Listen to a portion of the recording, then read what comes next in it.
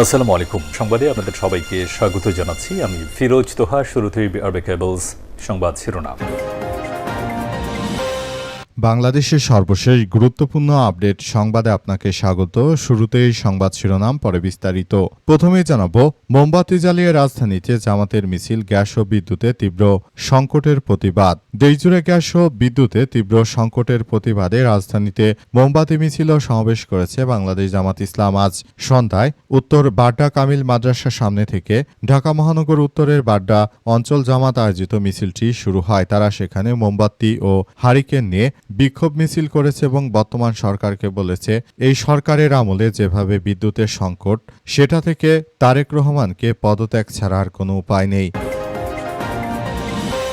এরপর জানাবো, মাত্র ৫ মাসে লোডশেডিংয়ে সব রেকর্ড ভেঙে ফেলেছে সরকার, বললেন নাহিদ ইসলাম।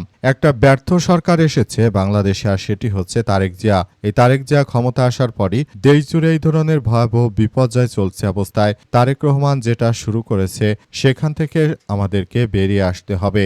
দেশটাকে এক ভয়াবহ বিপর্যয়ের মধ্যে ঠেলে দিচ্ছে তারা। গ্যাস ও জ্বালানি কিনতে ব্যর্থ হওয়ার কারণে বাংলাদেশ অন্ধকারে ডুবছে। এটি কোনো যুদ্ধের কারণে এর প্রভাব পড়ছে না।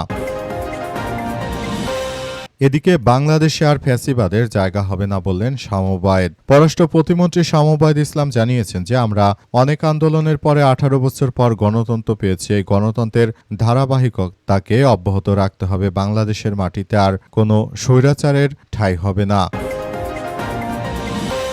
এবারে জানাবো, জনগণ আপনার অপেক্ষা আছে, আসুন হাসিনাকে সোলতাস। 2024 সালে ছাত্র জনতার গণ অভ্যুত্থানে ক্ষমতাচ্যুত হয়ে ভারতে পালিয়ে যা শেখ হাসিনাকে দেশে ফিরে বিচারের মুখোমুখি হওয়ার আহ্বান জানিয়েছেন সাবেক স্বরাষ্ট্র প্রতিমন্ত্রী সোহেল আহমেদ তাজ সোলতাস।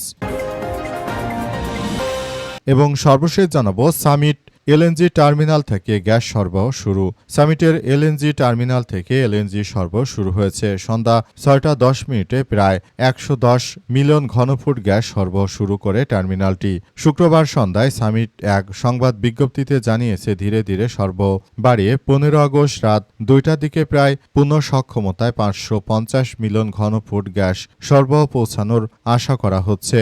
এক বিজ্ঞপ্তিতে জানা গিয়েছিল যে, সামিটের এই এলএনজি টার্মিনালটি হচ্ছে বাংলাদেশের দ্বিতীয় গ্যাসের টার্মিনাল। এটিও বন্ধ হয়ে গিয়েছিল। প্রিয় দর্শক, এতক্ষণ শুনছিলেন সংবাদ শিরোনাম, এবারে বিস্তারিত। তবে তার আগে বন্ধুরা, অনুরোধ থাকবে এই সংবাদটিতে একটি লাইক দিন। এই চ্যানেলে আপনি নতুন হয়ে থাকলে আমাদের সংবাদটি দেখতে দেখতে চ্যানেলটি সাবস্ক্রাইব করে রাখুন। কমেন্ট করে বন্ধুরা আপনার মূল্যবান মতামত জানিয়ে দিন আপনি বিশ্বের কোন দেশ থেকে বা বাংলাদেশের কোন স্থান থেকে আমাদের সংবাদটি দেখছেন এবং শুনছেন। আর বন্ধুরা, সংবাদটি আপনার সোশ্যাল মিডিয়া ফেসবুকে শেয়ার করে বন্ধুদেরও দেখার সুযোগ করে দিন। গাজা যুদ্ধে আপনি যদি নিরীহ ফিলিস্তিনিদের ভালোবেসে থাকেন বন্ধুরা, কমেন্টে ইয়েস লিখে পুরো বিশ্ববাসীকে আমাদের এই তাজা আপডেটটি দেখার সুযোগ করে দিন। এবারে বিস্তারিত।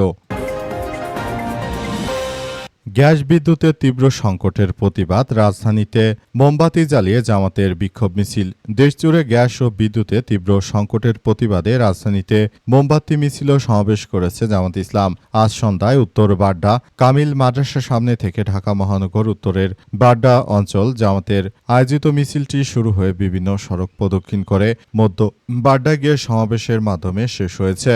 এতে নেতৃত্ব দেন মহানগর উত্তরে আমির ও ডিএনসিসি প্রশাসক প্রার্থী মেয়র প্রার্থী মোহাম্মদ সেলিমউদ্দিন।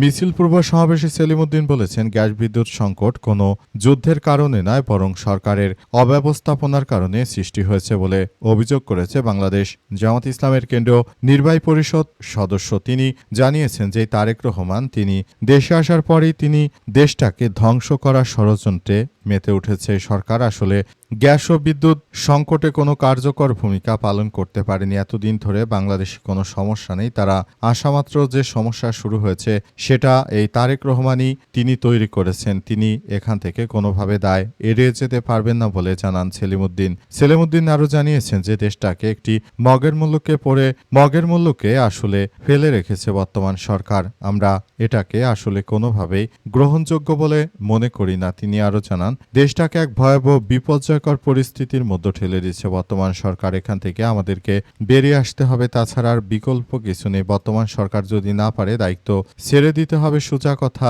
অন্য কেউ দায়িত্ব গ্রহণ করবে। ডক্টর ইউনূস থাকতে এত জ্বালানি, বিদ্যুতের এবং গ্যাসের কোনো সংকট হলো না। উনি ক্ষমতা আসা মাত্র এই যে ভয়াবহ বিপর্যয় শুরু হয়েছে সেটার জন্য তিনি কোনোভাবেই আসলে দায় এড়িয়ে যেতে পারবেন না বলে জানিয়েছেন সেলিম উদ্দিন। তিনি আরও মনে করেন, আসলে যে ধরনের কার্যক্রম শুরু হয়েছে সেটা কোনোভাবেই আসলে গ্রহণযোগ্য হতে পারে না। যদি দেশটাকে এক ভয়াবহ বিপর্যয় পরিস্থিতির দিকে ঠেলে দেয় সেটি হচ্ছে বিএনপি, আর এই বিএনপি বাংলাদেশটাকে এক ভয়াবহ দুর্যোগের মধ্যে ঠেলে দিচ্ছে বলে জানান তিনি। মাত্র ৫ মাসে লোডশেডিংয়ে সব রেকর্ড ভেঙে দিয়েছে সরকার। বিএনপি সরকার ক্ষমতা আসার পর মাত্র ৫ মাসে বাংলাদেশের অতীতের যত লোডশেডিং ছিল তার সব রেকর্ড ভেঙে দিয়েছে সরকার বলে জানিয়েছেন নাহিদ ইসলাম। তিনি আরও জানান, দেশটাকে যে মগের মূল্যকে পরিণত করেছে তারেক, সেটি থেকে আমাদেরকে বেরিয়ে আসতে হবে। দেশটাকে এক ভয়াবহ বিপর্যয়কর পরিস্থিতির মধ্যে ঠেলে দেওয়া হচ্ছে। আমরা পুরো বাংলাদেশটাকে এক ভয়াবহ সমস্যার মধ্য দিয়ে চলে যাচ্ছে। অবস্থায় সবাইকে আরও বেশি সতর্ক ও সজাগ থাকার জন্য উদাত্ত আহ্বান জানানো হয়েছে। দেশটাকে এক মগের মূল্যকে পরিণত করা হয়েছে। দেশে আর এখন অতীতের মতো কোনো কিছু নেই। দেশটাকে যে তারেক রহমান এক ভয়াবহ বিপর্যয়ের মধ্যে ফেলে দিয়েছে, এটি থেকে আমাদের সবাইকে বেরিয়ে আসতে হবে। দেশে যে ভয়াবহ এক বিপর্যয়কর পরিস্থিতি চলছে সেটা আমাদের জন্য আরও ভয়াবহ যে সংকট চলছে সেই সংকট থেকে সবাইকে বেরিয়ে আসতে হবে। যদি এটা না পারা যায় তাহলে এখান থেকে আমরা আরও ভয়াবহ এক বিপর্যয়কর পরিস্থিতির মধ্যে পড়ে যাব। এখান থেকে খুবই ভয়াবহ এক দুর্যোগময় পরিস্থিতির মধ্যে এবং এক ভয়াবহ সংকটের মধ্যে আমরা পড়ে যাচ্ছি। সেখান থেকে মূলত আমাদেরকে আরও বেশি সতর্ক অবস্থানে থাকতে হবে এবং এখান থেকে আমাদেরকে বেরিয়ে আসতে হবে বলে উল্লেখ করা হয়েছে। বাংলাদেশে আর ফ্যাসিবাদের জায়গা হবে না বললেন শামা ওবায়েদ। পররাষ্ট্র প্রতিমন্ত্রী শামা ওবায়েদ ইসলাম জানিয়েছেন, বাংলাদেশে আর কোনো ফ্যাসিবাদের জায়গা হবে না। দেশটাকে আমরা সুন্দরভাবে গড়ে তুলতে চাই। শামা ওবায়েদ আরও জানিয়েছেন যে দেশের প্রতিটি নাগরিক মনে করে বর্তমান যে সরকার রয়েছে এরা হচ্ছে দেশটাকে একটি ভালো অবস্থানে নিয়ে যাওয়ার জন্য কাজ করছে। অতীতে যত রিফর্ম হয়েছে, যত কিছু হয়েছে সবকিছু বিএনপি সরকারের হাত ধরে হয়েছে বলে জানিয়েছেন তিনি আরও জানিয়েছেন যে বাংলাদেশটাকে একটি অনন্য উচ্চতায় নিয়ে যাওয়ার জন্য, ভবিষ্যতের সুন্দর ও সমৃদ্ধি রাষ্ট্র কাঠামো গড়ে তোলার জন্য এই মুহূর্তে আমরা একসঙ্গে মিলেমিশে কাজ করতে চাই। কিন্তু দেশটাকে তারা আসলে যে ভয়াবহ বিপর্যয়কর পরিস্থিতির মধ্যে ঠেলে দিতে চায় সেটি থেকে আমাদেরকে বেরিয়ে আসতে হবে বলে জানান তিনি। বাংলাদেশটাকে এক ভয়াবহ বিপর্যয়কর অধ্যায়ের মধ্য দিয়ে আমাদেরকে যে এগিয়ে যেতে হচ্ছে সেখান থেকে আমাদেরকে বেরিয়ে আসতে হবে। দেশটাকে আমরা এক ভয়াবহ যে বিপর্যয়কর পরিস্থিতি চলছে সেখান থেকে বেরিয়ে এসে সুন্দর ও সমৃদ্ধির একটি রাষ্ট্র কাঠামো আমরা গড়ে তুলতে চাই। অবস্থায় সবাইকে আরও বেশি সতর্ক থাকার জন্য উল্লেখ করা হয়েছে এবং নতুন করে সমৃদ্ধির একটি বাংলাদেশ আমরা গড়ে তুলতে চাই বলে জানিয়েছেন শামা ওবায়েদ ইসলাম। তিনি নেতাকর্মীদেরকে নিয়ে একটি সমৃদ্ধির একটি আধুনিক রাষ্ট্র কাঠামো গড়ে তোলার জন্য বিএনপির যে ভূমিকা সেটির কথা তুলে ধরেছেন এবং শেখ হাসিনা স্বৈরাচার যেভাবে বাংলাদেশটাকে এক ভয়াবহ কার্যকর পরিস্থিতির মধ্যে যে কার্যকর পরিস্থিতির সৃষ্টি হয়েছে সেখান থেকে আসলে আরও বেশি ভয়াবহ এক বিপর্যয়কর পরিস্থিতির সৃষ্টি হতে পারে। তাই এখন থেকে আমাদেরকে আরও বেশি কার্যকর ভূমিকা পালন করতে হবে।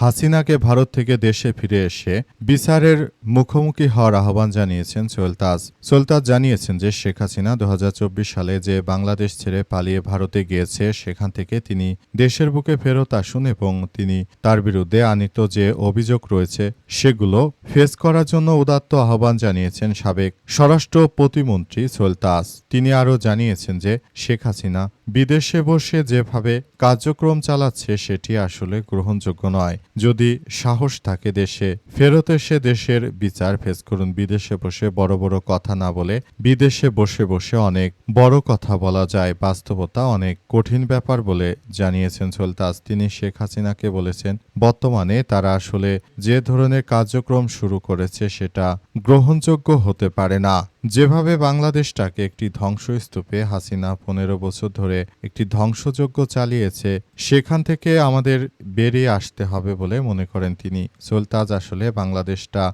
যে পর্যায়ে গিয়েছে তার জন্য শেখ হাসিনাকে দোষ দিয়েছেন এবং শেখ হাসিনার এই ধরনের মারাত্মক অপকর্মগুলোকে আসলে দেশবাসীর জন্য খুবই ভয়াবহ ছিল এবং এখান থেকে দেশ যে একটি ভালো অবস্থানে গিয়েছে এর জন্য দেশের সবাই এই মুহূর্তে তারা সবাই ব্যাপকভাবে কার্যক্রম চালিয়ে যাচ্ছে। এর জন্য বর্তমান সরকার যিনি রয়েছেন সেটি আসলে আমাদের জন্য খুবই ভয়াবহ এক সরকার ব্যবস্থা চালিয়ে দেওয়া হচ্ছে।